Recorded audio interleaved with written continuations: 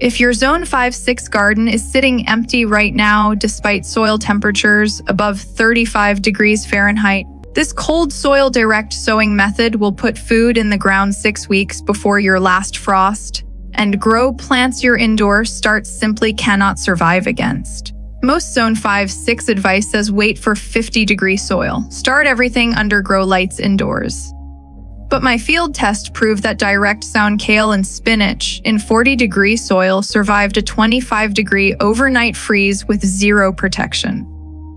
The indoor started plants of the same variety wilted completely flat. Same garden, same freeze, same variety, different result. The question is not whether cold seeds germinate. The question is whether your plants survive when the freeze comes back. This is suppressed knowledge. Not by law, by a $6 billion industry that profits every year you do not trust your own soil. The global grow light market reached $6.11 billion in 2024. That number was built entirely on one belief: that northern climate gardeners cannot trust their soil before last frost. If cold sown plants outperform indoor starts, you do not need a grow light. You do not need heat mats or plastic trays. And if you do not need those things, that $6.11 billion market has no reason to exist for your Zone 5-6 spring garden. Here is what that grow light label will never tell you. When your seed germinates in cold soil, it does not just survive the cold, it uses it. The process is called the cold hardening cascade. Cold temperatures trigger a sequence of 3 proteins inside the plant's cells. The first protein activates the second. The second switches on the third. The third produces dehydrins, which are cryoprotectant proteins that seal cell membranes against ice crystal formation from the inside. A plant germinated in cold soil activates this system from day one. A plant started indoors at 60 degrees Fahrenheit never activates it, because it was never asked to.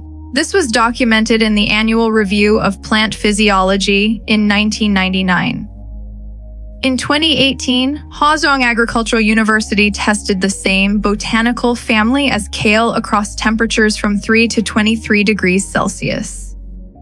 The cold-resistant variety exceeded 96% germination at 5 degrees Celsius. The cold-sensitive variety collapsed to 4% at 3 degrees Celsius. The difference was cold hardening capacity, nothing else. This knowledge is 2,700 years old. Around 700 years before the Common Era, Hesiod recorded the oldest surviving agricultural calendar in Western literature. He documented sowing grain into cold spring soil and recorded the result directly. The late plover will vie with the early. Cold soil sowing was not a risk. It was a documented practice with a documented outcome. Here is my controlled test. Same kale, same spinach. 1 set direct sown into 40-degree outdoor soil. 1 set started indoors at 60 degrees Fahrenheit. Here is exactly what I did. Step 1. Push a soil thermometer 2 inches into the ground. Spinach and kale germinate at 35 degrees Fahrenheit. Peas and radish at 40 degrees Fahrenheit. A $10 thermometer is the only equipment this method requires. Step 2. Sow spinach and kale at 1/4 inch deep, 2 inches apart. Peas at 1 inch deep, 3 inches apart. No pre-soaking, no treatment. It costs nothing beyond the seeds. Step 3. Zero protection for 14 days. No row cover, no frost blanket. Cold exposure activates the hardening cascade. Cover too early and you interrupt it completely. Step 4. At 40-degree soil, spinach emerged in 18 days. Peas in 28 days. Radish in 12 days. Slower than indoor starts, but hardening every single day of that wait. Step 5. A 25-degree overnight freeze arrived. I filmed both sets the following morning with zero protection on either. Cold sown kale and spinach stood upright, leaves visibly thicker and more rigid.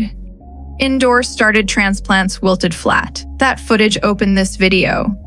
You have been told to wait for 50-degree soil, but Oregon State University Extension lists spinach minimum germination at 35 degrees Fahrenheit.